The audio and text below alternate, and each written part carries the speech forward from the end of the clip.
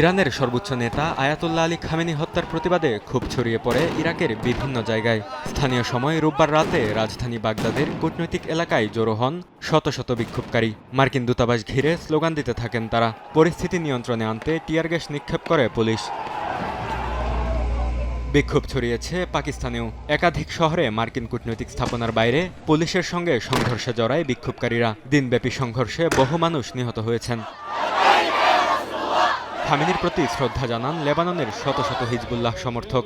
স্থানীয় সময় রোববার বৈরুতের দক্ষিণাঞ্চলে জড়ো হয়ে সমাবেশ করেন তারা। যুক্তরাষ্ট্র ও ইসরায়েলের হামলায় তারা নিহত হওয়ার খবরে শোক প্রকাশ করেন তারা। এদিকে মার্কিন প্রেসিডেন্ট ডোনাল্ড ট্রাম্প ইসরায়েলের প্রধানমন্ত্রী বিনিয়ামিন নেতানিয়াহুর ছবির পোস্টার হাতে বিক্ষোভ হয়েছে তুরস্কে। বিক্ষোভকারীরা মিছিল নিয়ে ইসরায়েলি কনসুলেটের সামনে অবস্থান নেন।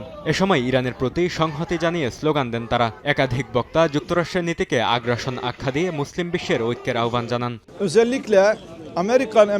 আমরা এখানে এসেছি এই হত্যাযজ্ঞ, এই দমন নীতি, এই আক্রমণগুলোকে নিন্দা জানাতে, শোষিতদের জন্য একটি কণ্ঠস্বর উপস্থাপন করতে, দেখাতে চাই আমরা মুসলিম উম্মার পাশে দাঁড়াচ্ছি এবং আমরা তাদের সঙ্গে একত্রে কাজ করতে চাই।